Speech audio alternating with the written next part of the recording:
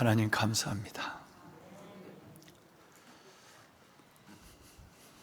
참 하나님 감사합니다. 지난 2020년 코로나 상황 속에서 예배다운 예배를, 모임다운 모임을, 찬양다운 찬양을 한 번도 드리지 못한 2년의 세월을 지내오면서 아직도 여전히 코로나 위협은 상존하고 있지만 하나님이 이렇게 성전의 문을 이만큼 열어주셨습니다. 얼마 만에 드리는 이 함께하는 예배이며 얼마 만에 올려드리는 예루살렘 성가대의 은혜로운 찬양입니까? 일부 예배부터 기다림이 길어서 그런지 모르지만, 감사함이 깊어서 그런지 모르지만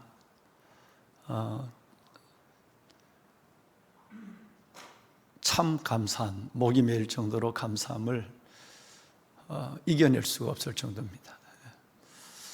아직도 가정에서 여전히 성전을 향하여 예배를 드리고 질병이나 아픔으로 요양병원에 계시는 많은 우리 교우들이 계시고, 직장과 여러 가지 상황 때문에 함께하지 못하는 너무나도 아쉬운 많은 보석 같은 영혼들이 계시지만, 그래도 이렇게 하나님 앞에 나와서 마스크를 하지만, 모두는 아니지만 찬양을 드릴 수 있다고 하는 게 얼마나 감사한지 알 수가 없습니다. 2021년 코로나의 위기와 가난과 또 남에게 일일이 다 말하지 못하는 고통과 무거운 삶의 무게를 안고 있으면서도 믿음 붙잡고 십자가 안에서 두벅두벅 여기까지 걸어오신 여러분들에게 진정한 주님의 위로와 축복이 있기를 정말 간절한 마음으로 바라고 소원하면서 2021년 추수감사 예배를 이렇게 허락하신 아버지 하나님, 그 하나님께 허락하시면 한번 박수를 한번 더 드렸으면 좋겠습니다.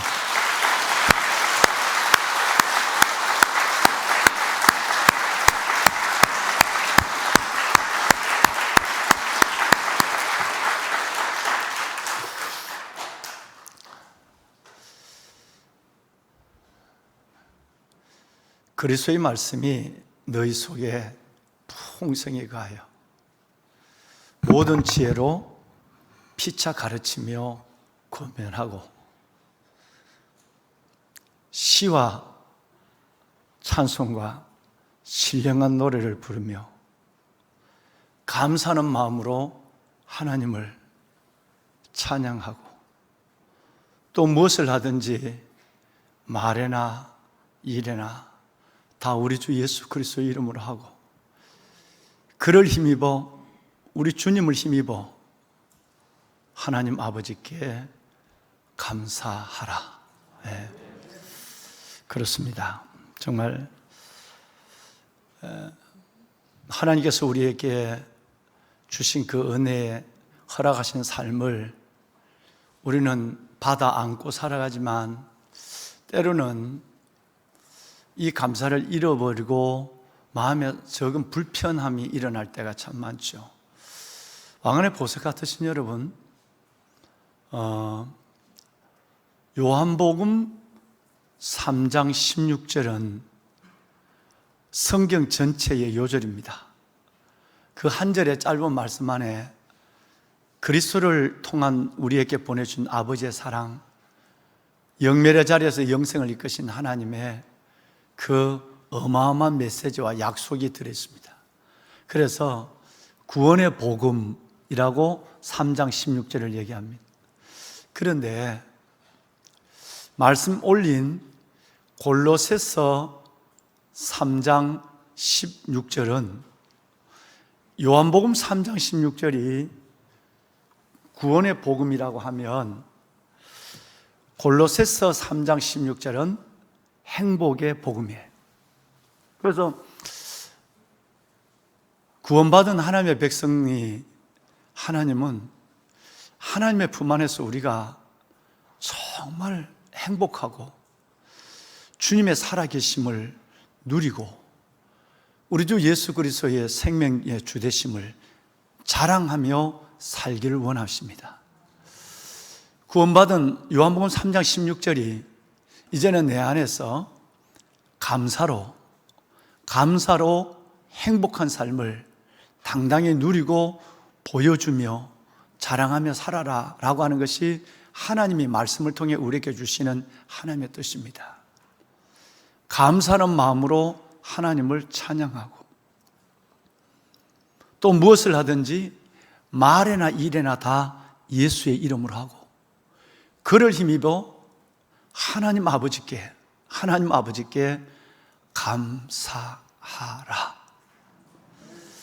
그러니 요한복음 3장 16절을 구원을 받았다면 골로새서 3장 16, 17절 이 말씀으로 행복을 누려야 합니다.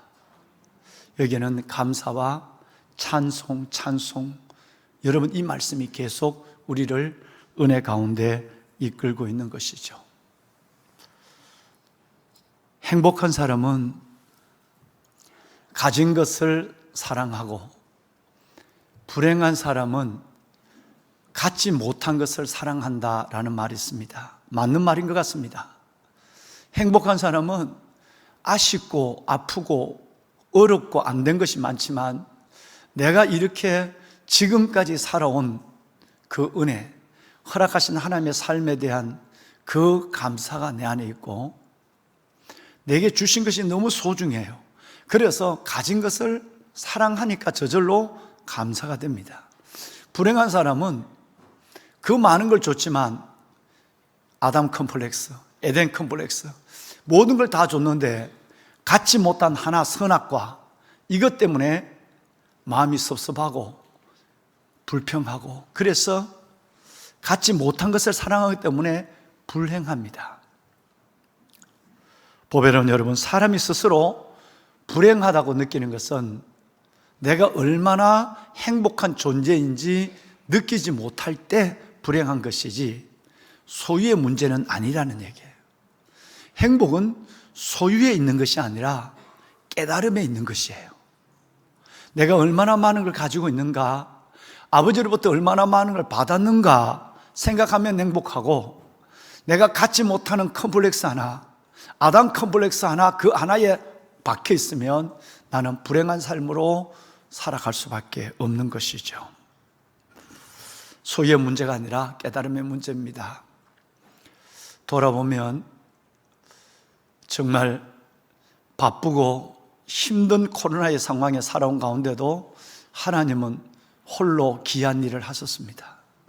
앞에 보이는 이 아름다운 꽃과 이 아름다운 가을의 열매들, 바쁘고 힘들게 보내는 가운데도 하나님은 홀로 이 일을 하셨습니다. 어제 저녁에 혼자 불 꺼진 성전에서 나와서 제가 엎드려 기도하는 이 자리에서 무릎을 꿇지 않고 어제는 이 강단 앞에서 무릎을 꿇고 성경을 두 손에 꼭 붙잡고 감사를 드릴 때 하나님이 이 마음을 줬어요. 시편이 2권의 마지막 말씀이 생각이 났습니다. 홀로 아무 도움이 없어도 우리는 바쁘고 힘들게 지쳐 있어도 홀로 기이한 일을 행하시는 여호와 하나님, 그 영화로운 하나님을 영원히 찬송할지니라. 온 땅에 그의 영광이 충만할지어다. 아멘, 아멘. 여러분, 이렇게 해서 시편의 2권이 끝납니다. 72편의 마지막이 그렇게 끝나가죠. 그렇습니다.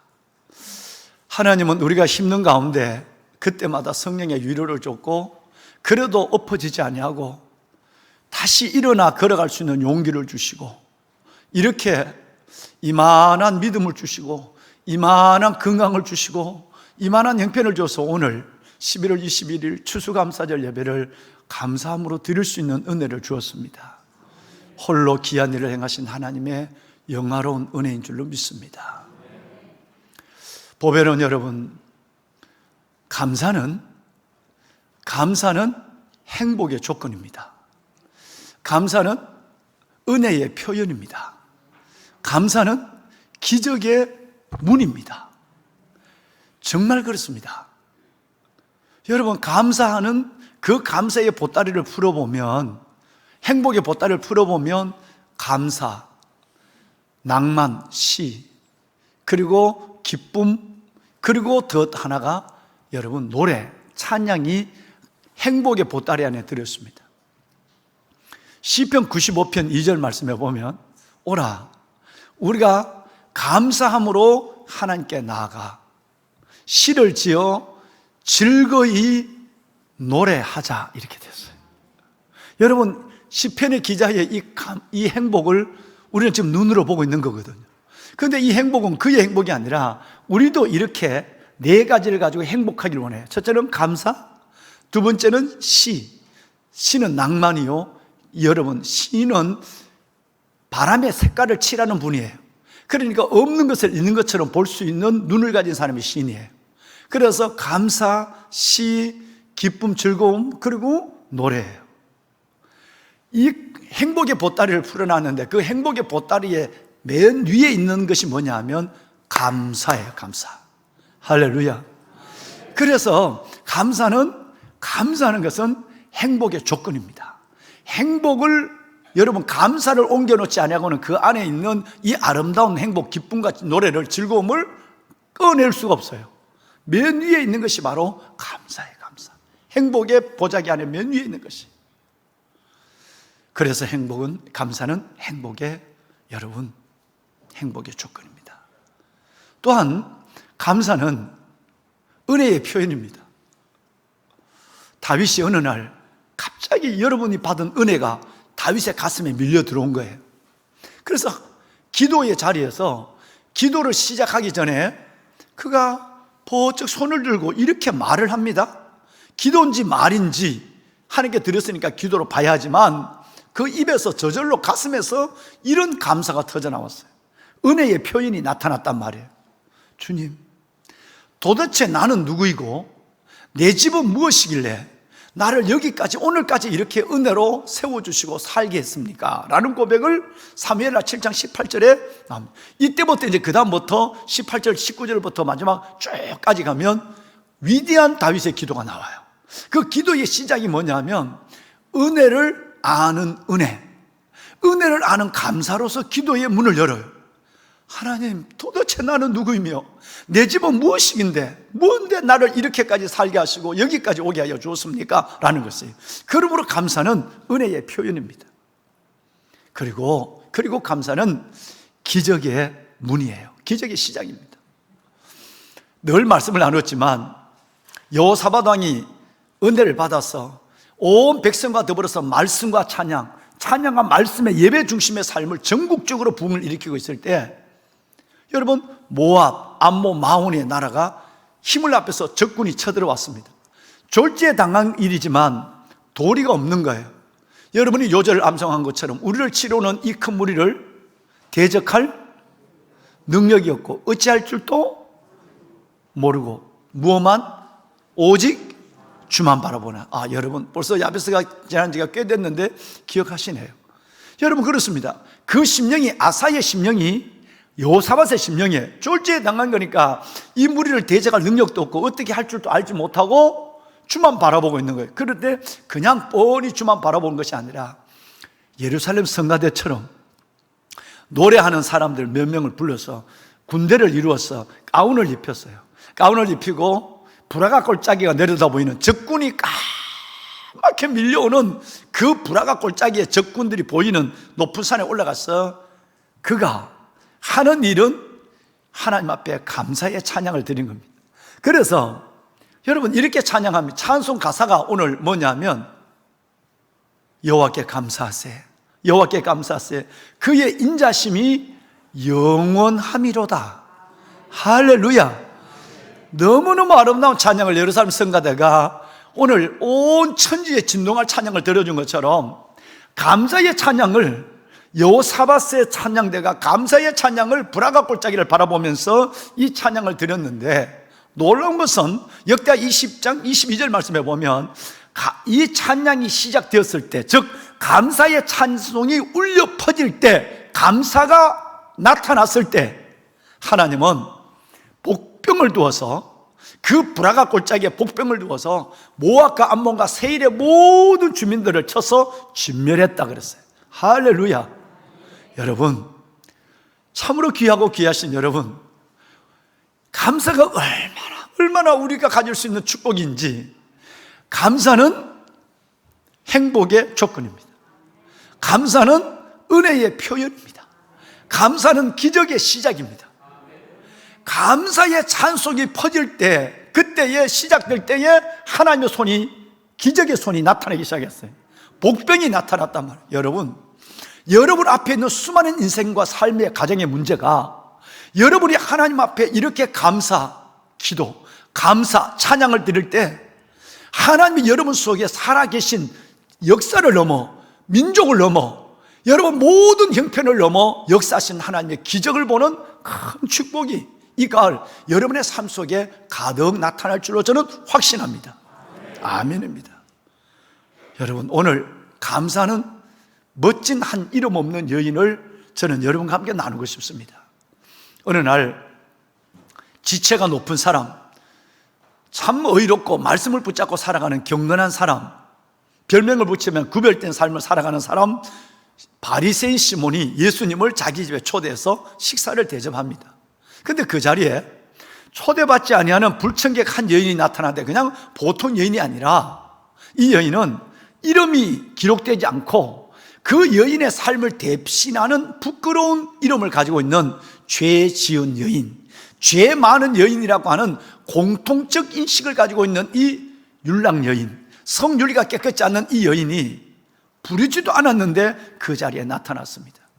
드디어 식사가 시작이 되고, 사람들이, 여러분, 제자와 그를 초대한 이 바리새인이 너무너무 기쁘고 우쭐하는 가운데 갑자기 뒤늦게 나타난 이 불청객 때문에 온 분위기는 싸늘해졌습니다. 드디어 여러분, 그 여인을 바라보는 이스라엘 백성들은 두 사람에 대해서는 같이 앉아 있는 것을 부끄러워 여기고, 식사는 물론이고 같이 그 자리에 앉아 있다는 것을 부끄러워 여기고, 그리고 여러분, 이것을 그들은 공공의 적으로 여깁니다. 첫 번째 사람은 세리예요. 동족의 세금을 걷어서 로마에다 바치는 매국노 같은 세리와 상종도 하지 아니하고 만나지도 않고 식사는 더더욱 하지 않는 것입니다. 또 두 번째는 창녀예요. 율랑 여인이에요. 여러분, 이런 사람과는 내가 앉아있다는 것이 수치예요. 그런데 초대받지 않는 그 바리새인 시몬의 집에 이 여인이 나타났다는 것 자체가 분위기를 완전히 바꿔버리는 거예요. 그때 사람들은 그 여인을 향해서 여러분 멸시의 눈을 보냅니다. 조롱의 여러분 말을 수근수근하기 시작합니다. 이 자리가 무슨 자리인데 이 여자가 여기 나타난단 말이야? 들리듯이 그들은 말합니다. 초대한 바리새인조차도 그 여인에 대해서 아주 불쾌한 마음을 갖고 예수님에게까지 의심합니다.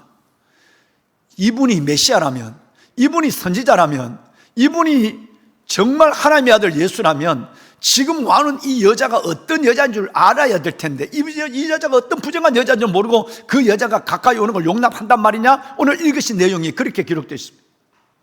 그러니까 모든 사람은 부정한 여인을 멸시와, 그리고 여러분 바로 이 사람을 조롱과, 그리고 여러분 이 사람을 천대하는 이 일들 속에서 매우 불편한 시간을 지금 보내고 있습니다. 같은 시간, 같은 공간 안에 두 종류의 사람이 존재합니다. 하나는 예수님을 당당히 초대할 만큼의 괜찮은, 여러분 구별된 삶을 살아가는 시몬이라는 사람이에요. 초대자, 예수님을 초대한 사람. 그런데 또 한 사람은 여러분 초대받지 아니하는, 이름이 성경에 기록되어 있지 않지만 오늘 읽으신 37절 말씀대로 죄 지은 여인, 이게 그 사람의 지금 모습을 나타내고 평판을, 이름을 대신할 수 있는, 삶을 대신할 수 있는 내용이에요. 죄 지은 여인이에요. 구별된 삶을 가지고 있는 여인, 남자, 그리고 죄 지은 여인, 같은 공간, 같은 시간대에 두 사람이 존재하고 있는데 이 교통정리를 예수님이 좀 해야 되는데 예수님이 교통정리를 하지 않는다는 거예요. 그런데 그 다음에 행동이 더 충격적인 행동이 일어나기 시작합니다. 식사 자리에 이 여인이 오자마자 주님을 향하여 눈물을 쏟아내기 시작합니다. 눈물이 아니라 그 모든 안에 있는 체액이 코를 통해서 땅에 떨어지기 시작하는데 정신없이 눈물을 흘리고 콧물을 흘리다 보니까 그 콧물과 눈물이 예수님의 발에 떨어지는 것이 아니라 부어져서 적셔지기 시작하는 것입니다. 안 그래도 불쾌한데 그 코와 눈물을 예수님의 발에다 붓는다? 더 불쾌하고 여러분 매우 불만스럽게 되는 것이었습니다. 그런데 이 여인이 준비되지 아니하는 수건, 이것을 깨닫는 순간에 내가 수건을 준비하지 못했다는 걸 깨닫는 순간에 자기의 머리를 풀기 시작합니다. 그리고 그 긴 머리를 가지고 자기의 눈물과 코로 온전히 여러분 범벅이 되어 있는 그 주님의 발을 닦기 시작합니다. 그리고는 아직도 코와 눈물이 남아있는 그 발에 입을 맞추기 시작합니다. 여기에 끝나지 아니하고 그가 들고 들어왔던 조그마한 병, 비싼 기름병을 옥합을 끼워서 그 예수님의 발에다가 이 옥합을 끼워 드렸습니다. 귀하신 성도 여러분, 이 매춘 여인이 보인 행동은 거기 있는 모든 시몬과 모든 제자들이 너무너무 불쾌할 것뿐 아니라 예수님까지라도 의심의 눈으로 바라보게 하는, 이 여자가 어떤 죄를 지은 여인인지 안다면 이 여자를 말리든지 쫓아내야 될 텐데 용납하고 있는 예수님까지도 오해를 하고 여러분 그를 바라보고 있는 것이었습니다. 귀하신 여러분, 이 여인이 그들의 눈총을, 그들의 멸시를, 그들의 조롱을 깨닫지 못할 리가 없고요, 느끼지 못할 리가 없었습니다. 그렇죠?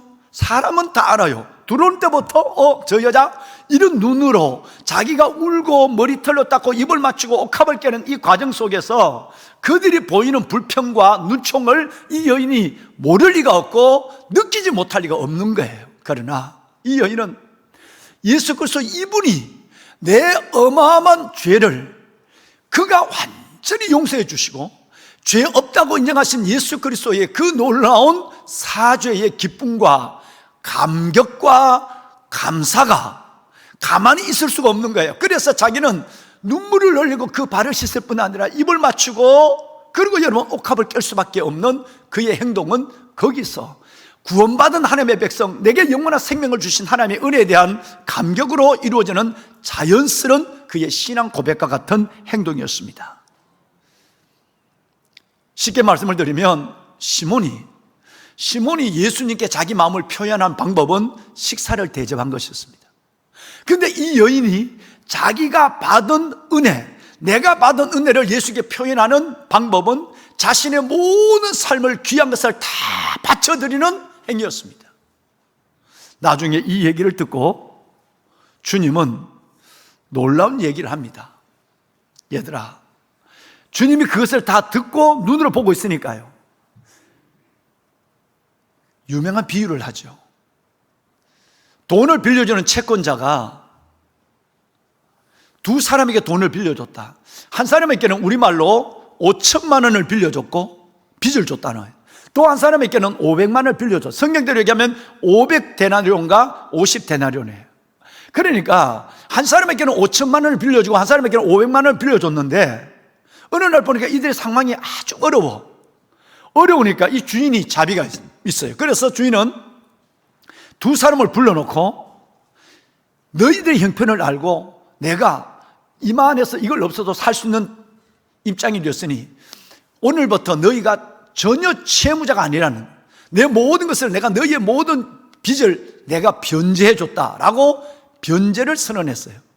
그러니까 탕감해 줬다는 얘기예요. 그리고 그들이 보는 가운데 여러분 그 문서를 도말해 버렸어요. 그리고는 주님이 거기 있는 눈총을 보내고 멸시하는 그들을 향해 이렇게 묻습니다. 얘들아, 그렇다면 5천만 원의 탕감을 받은 사람, 변제를 받은 사람과 500만 원의 변제를 받은 이 두 사람 중에 누가 더 주인을 사랑하겠느냐라고 물었어요. 그러니까 그 사랑하겠느냐는 질문 속에서 이들은 주저없이 그야 물론 많이 빚진 자, 5천만 원에 500데나리 5천만 원의 빚진 자가 훨씬 더 감사하는 마음을 갖고 사랑하게 되지요 라고 얘기해요. 그럴 때 주님은 이 여인의 행동을 다시 그 말 끝에 클로즈업에서 끌어올리기 시작합니다. 시몬아, 할 말이 있다. 내가 이 집에 들어왔을 때 너는 내 발에 발을 씻을 물도 주지 않았지만 이 여인은 눈물로 발을 씻었다. 그리고 너는 내가 들어왔을 때 너는 내게 입을 맞추지 않았지만 이 여인은 처음부터 끝까지 눈물로 젖은 그 발을 머리털로 닦고 내 발에 입을 맞추기를 쉬지 아니했다. 너는 내가 집에 들어왔을 때 흔한 올리브, 감람유 하나도 부었지 않았지만 이 여인은 그 귀한 옥합을 깨어서 내 발에 부었다.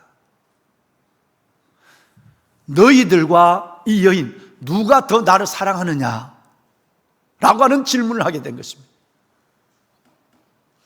너희는 의롭게 살아간다고 죄 없는 사람, 괜찮은 사람, 난 괜찮은 존재라고 생각하는 너희들이 더 기쁘겠느냐? 아니면 죄가 많은 이 여인의 탕감을 받은, 이 죄의 사함을 받은 이 여인이 더 기쁘겠느냐? 라는 말씀을 합니다. 여기서 두 가지 기준이 나오죠. 사람이 사람을 비교하는 기준과 예수님이 사람을 판단하는 기준이 어떻게 다르다는 것이 나와요. 첫째는 바리새인 시몬과 사람들이 사람을 비교하는 판단의 기준은 그 사람이 얼마나 괜찮은 사람이냐, 인격적으로 신앙적으로 괜찮은 사람이냐, 즉 죄를 얼마나 졌느냐, 의로우냐, 이게 그 사람을 교회 안에 있는 성도들이 사람을 보는 기준일 수 있는 거예요. 근데 예수님의 기준은 그 사람이 얼마나 괜찮은 사람이냐 이게 아니라 예수님의 기준은 딱 하나예요. 그 사람이 나의 구원을 깨닫고 나의 사랑을 깨닫고 얼마나 나를 사랑하느냐라고 하는 것이 주님의 기준입니다. 여러분, 오늘 여러분의 기준을 회복하기를 주의 이름으로 축원합니다. 바리새인은 예수님을 초청했지만 그가 바리새인이 예수님께 한 것은 바로 적당한 사랑이었어요. 식사 대접 한번 해드리는 적당한 사랑이었는데 이 여인이 예수님을 사랑한 것은 자신의 모든 것을 드린 아낌없는 사랑이었어요. 사람이 사람을 비교할 때는 괜찮은 사람의 수준으로 비교해요. 이거는 성경적이 아닙니다. 하나님 앞에 모두가 죄인입니다. 의인은 없습니다. 그러니까 좀 더 죄를 짓고 좀 더 안 짓고 괜찮다, 이거는 하나님 앞에 절대 기준이 되지 않습니다. 그런데 그 기준을 쉽게 우리가 선택합니다. 그런데 예수님의 기준은 그게 아니라 주님의 사랑을 얼만큼 느끼고 있느냐, 주를 향한 사랑이 어떤 것이냐 하는 것이 주님이 우리를 판단하고 비교하는 기준이 되는 거예요. 예를 들어 볼까요? 42절을 봅시다. 42절을 보면 누가 더 의로우냐, 누가 더 괜찮으냐, 이게 주님 묻는 것이 아니라 주님의 기준을 말하고 있어요. 누가 그를 더 사랑하느냐는 거예요. 그렇습니다. 보석 같으신 너무 귀한 여러분, 47절로 내려볼까요? 주님은 끝까지 사랑만을 요구하고 있어요. 너희가 진짜 누가 나를 더 사랑하느냐가 내가 제일 보는 성도를 평가하는 기준이 된다는 거예요. 여러분, 여기 보면 내가 너에게 말한다, 그 많은 죄가 다 용서함을 받았다. 그러므로 이는 그의 사랑함이 뭐하다고요? 많은. 오직 주님이 보는 것은 내가 주님으로부터 받은 그 놀라운 영원한 생명, 영생의 은혜를 갖고 내가 주님을 얼만큼 사랑하느냐, 사랑의 크기가 사람을 비교하는 기준이고 주님이 받아주는 기준이 되는 거예요.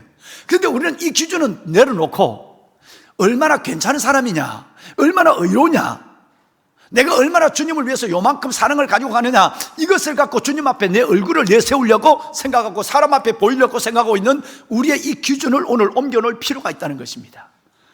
보석 같으신 사랑하는 여러분, 그렇습니다. 이 여인은 내가 주님 앞에 와서 눈물을 흘리고 머리털로 그 눈물을 닦고, 그리고 내가 그 예수님의 발에 입을 맞추고 내가 예수님 앞에 내 가장 귀한 옥합을 깨어드린 것 때문에 죄 용서를 받은 것이 아니라, 구원을 받은 것이 아니라, 내가 예수님이 내 죄를, 이 죄 많은 여인 나의 죄를 용서해 주신 그 기쁨이, 그 감격이, 그 감사가 너무 커서 그 감사에 보답함으로 눈물을 흘리고 머리털로 닦고 발에 입을 맞추고 옥합을 깼다는 거예요. 이건 아주 다릅니다. 즉 그 여인의 행위가 구원의 조건이 아니라 내가 받은 구원의 감사함으로 드려지는 표현이었다는 거예요.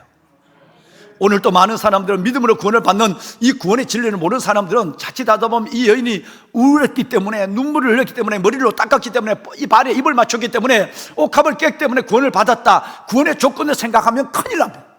여인은 그것 때문에 울고 그것 때문에 옥합을 끈 것이 아니라 받은 은혜가, 나를 구원하시고 영원한 생명을 주신 주님의 은혜가 너무 커서 여기에 표현할 길이 없어서, 갚을 길이 없어서 그 소중한 옥합을 은혜에 감격하고 기뻐하고 감사해서 깨는 것이었습니다.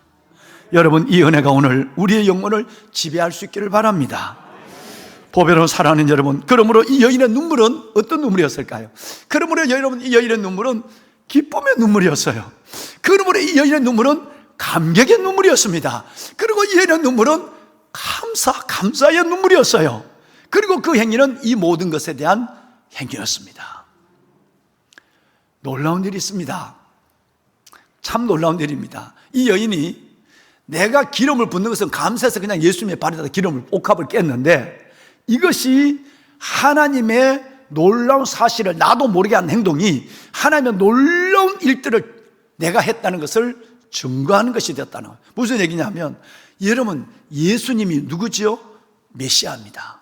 메시아, 여러분, 이 말은 히브리어예요. 그리스도, 헬라어로는 그리스도입니다. 똑같은 얘기예요. 예수 그리스도, 여러분, 메시아, 똑같은 얘기예요.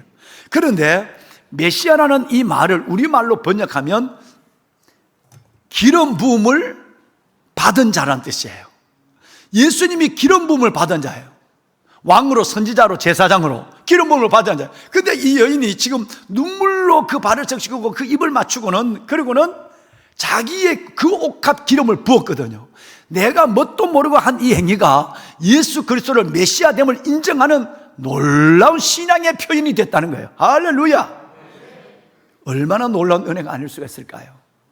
여러분, 이 여인은 세 가지 축복을 받았습니다. 첫째는, 이 여인은 죄 사함의 은혜예요. 48절에 보면 그 많은 죄가 사함을 받았느니라. 주님이 죄 사함을 선언했어요. 1년에 받은 죄 사함에 대해서 다시 한번 사람들이 보는 가운데 공식적으로 죄 사함을 선언했습니다. 하나님이 말이죠. 하나님의 아들이 말이죠. 두 번째는 50절에 보면 믿음으로 구원을 받은 것을 인정했어요. 내 믿음이 너를 구원하였으니라고 말해요. 행위로 구원을 받은 것이 아니라 울어서 구원을 받은 것, 옥합을 깨서 구원을 받은 것이 아니라 내가 죄인됨을 인정하고 예수 그리스도의 의를 받아들임으로 말미암아 구원을 받았거든요. 그러니까 믿음으로 구원받는 놀라운 축복을 받았어요. 영원한 생명을 받았어요. 세 번째, 이 여인이 받은 축복은 평안을 소유하는 삶을 살게 됐어요. 평안이 가라 그랬어요. 불안과 염려가 내 가운데 있지만 내 삶을 지배하는 놀라운 평안이 누가 나에게 멸시하고 누가 나를 비웃어도 나는 관계없어요. 왜? 내 마음이 평안하니까.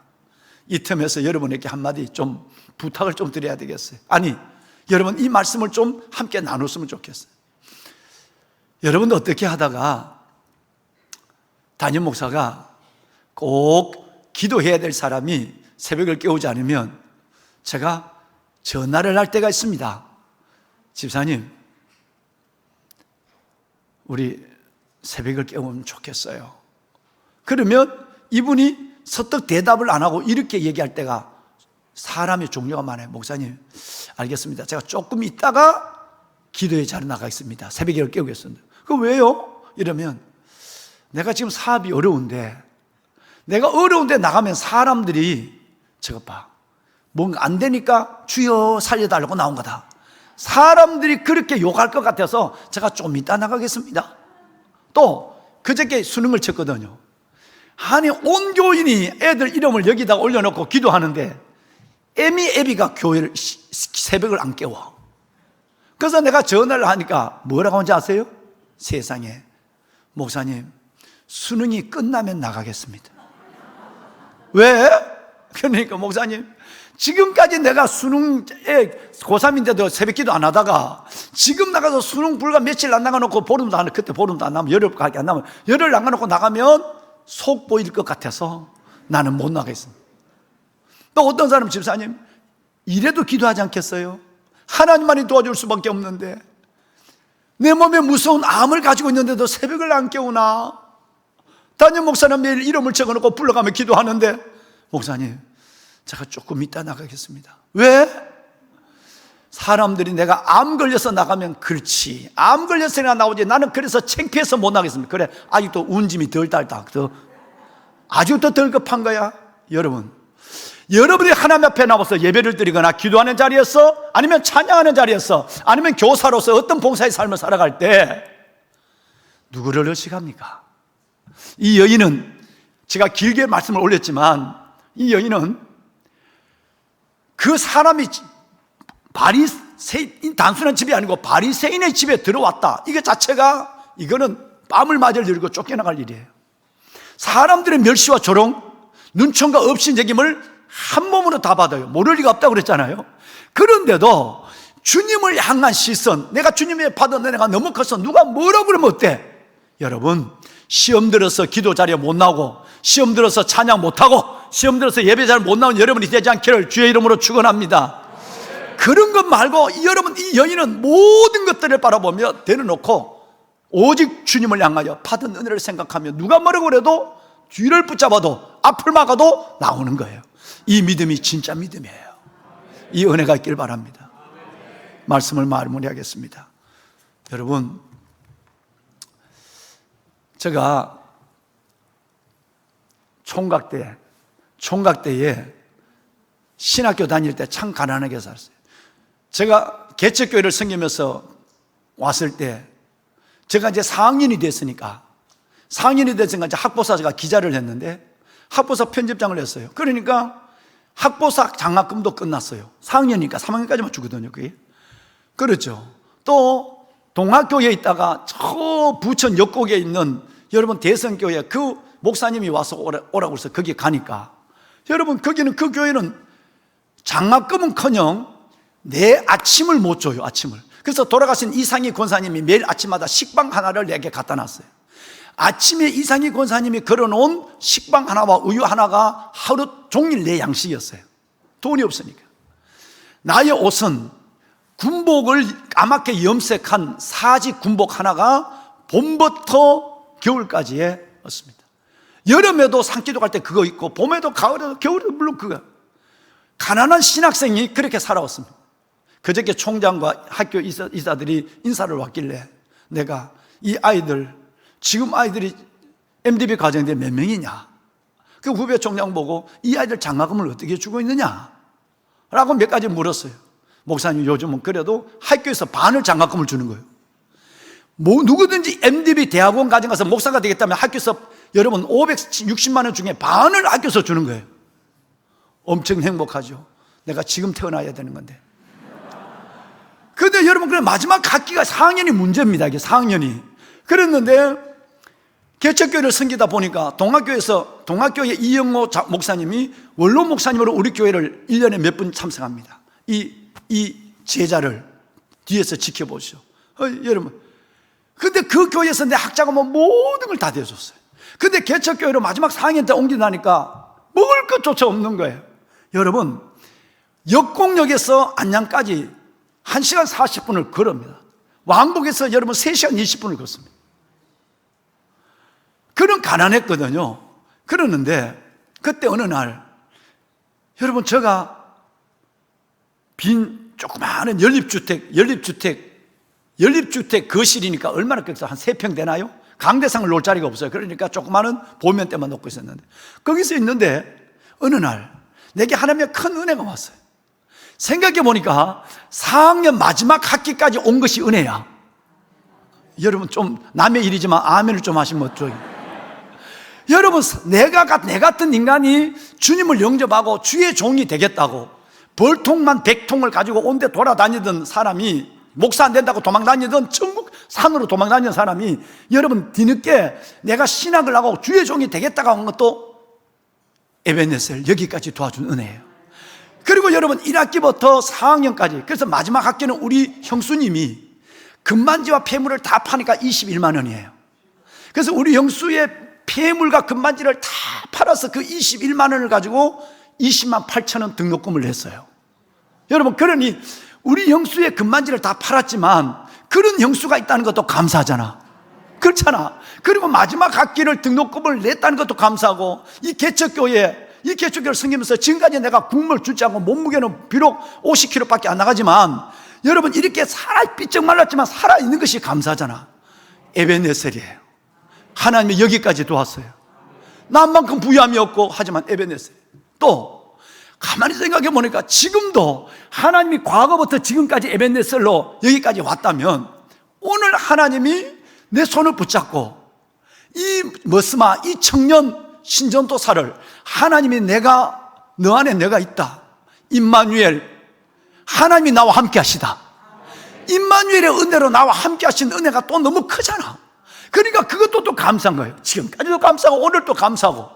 그런데 앞으로 내가 군에 가서 군목이 되고, 여러분 이런 꿈, 그건 앞으로 어떻게 될지 모르지만 앞으로 하나님 내 살 길이 걱정이 앞서고 두려움이 앞서면 온 감사가 없어져 버리니까. 그런데 앞으로도 하나님이 내 길을, 아브라함에게 내가 너의 길을 준비하리라, 여호와 이레, 여호와 이레라고 하는 하나님을, 이제 이게 아닌데 여호와 이레가 14절인데 아닌가? 내가 잘못 아는가?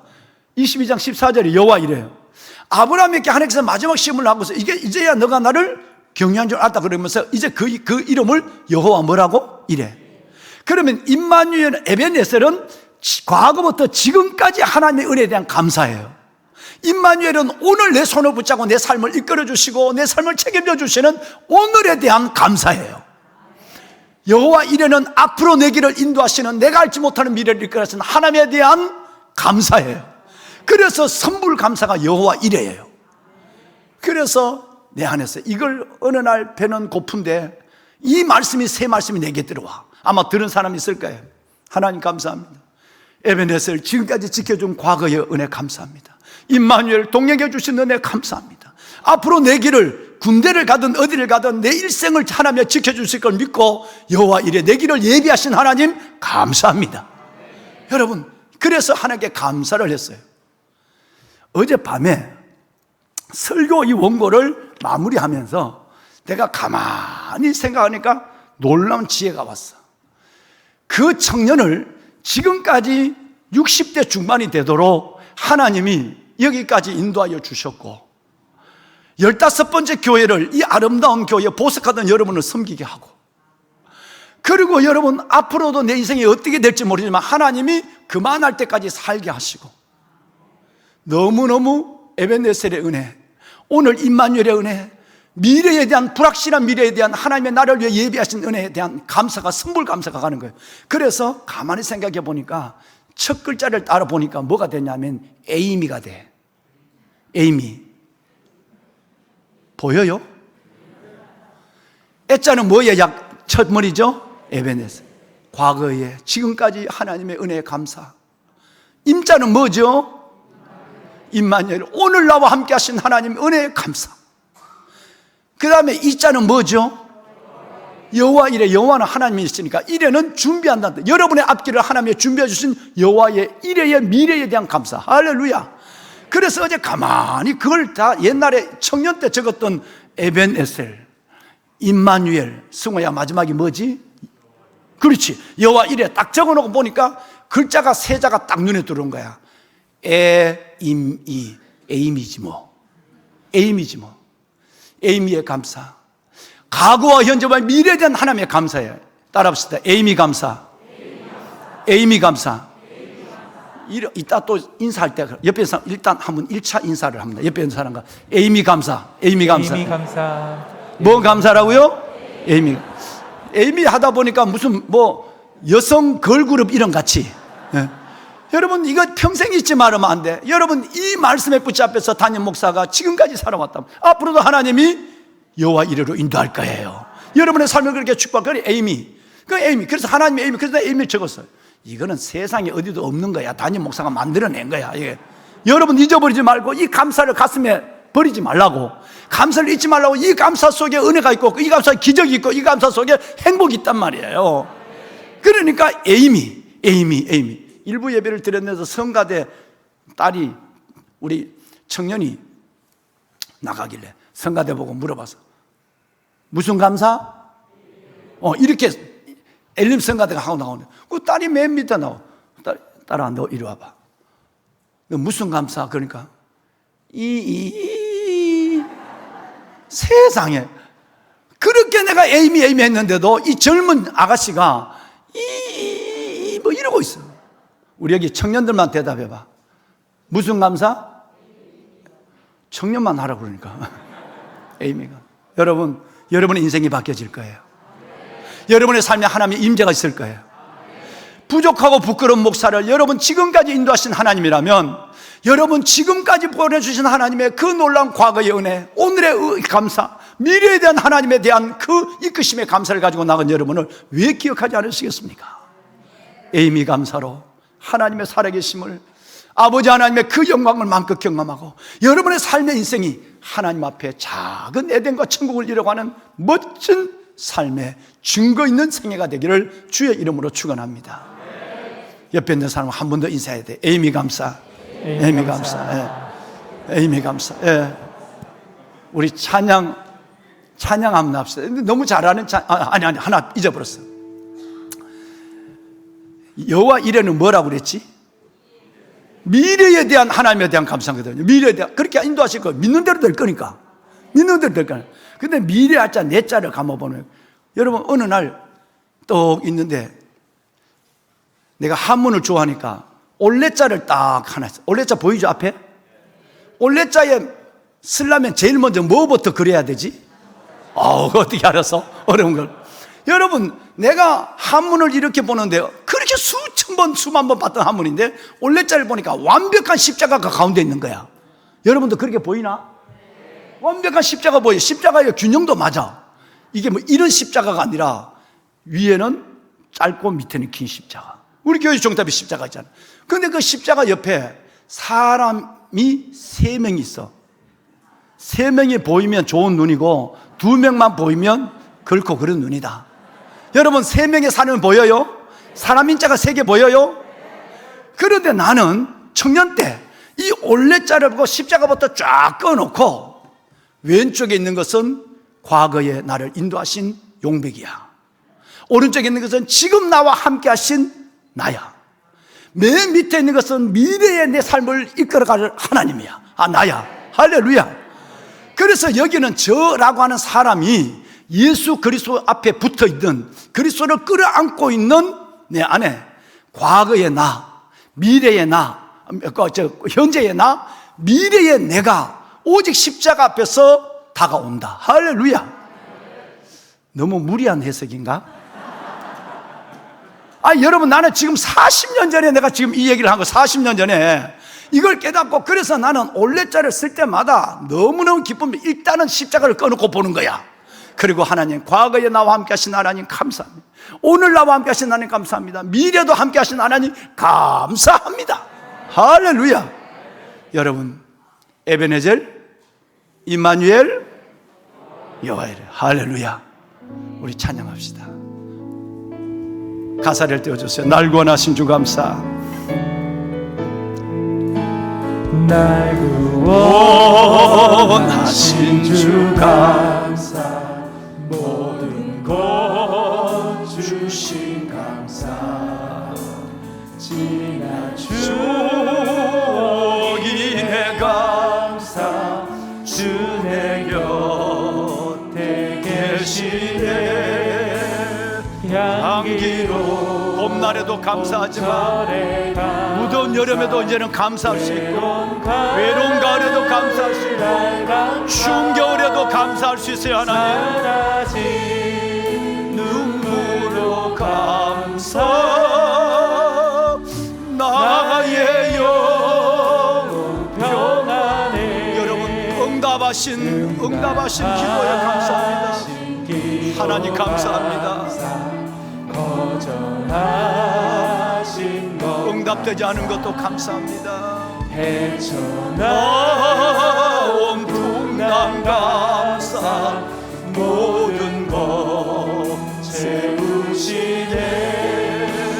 아픔과 기쁨도 감사. 절망 중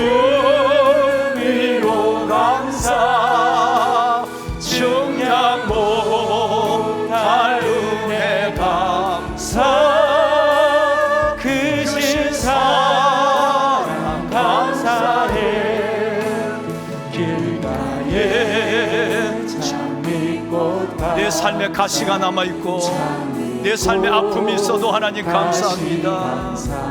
하나님 가시로 인하여 감사를 배웠습니다. 감사합니다. 희망 주심도 감사, 기쁨과 슬픔도 감사, 하늘 평안을 감사, 내일의 희망을 감사, 영원토록 감사해. 눈을 감습니다. 아버지 앞에 우리 마음을 드립니다. 하나님, 감사는 기도로 고백하고 1년에 몇 번 듣는 설교의 감사가 아니라 내 가슴으로 받은 이 감사는 행복의 조건이요, 은혜의 표현이요, 기적의 시작임을 다시 알았습니다. 시몬과 사람들은 사람의 됨됨이를 가지고 평가했지만 주님이 오직 보시는 하나 기준은 우리 주님의 십자가의 사랑을 얼마나 깊이 깨닫고 그 사랑으로 주님께 다가가는가를 보시는 것이 주님의 기준이었음을 알았습니다. 주님, 이제는 감사로 이름 없는 아름다운 이 여인처럼 받은 은혜가 너무 크고 기쁘고 감격하고 감사했어. 내의 남은 인생을 주를 위해 살아가는 내 인생의 옥합을 깨는 믿음으로 살겠습니다. 하나님, 돌아보면 수많은 고난과 어려움과 시련과 죽음의 위기가 있었지만 오늘까지 나를 인도하신 과거의 은혜, 에베네셀의 은혜로 감사합니다.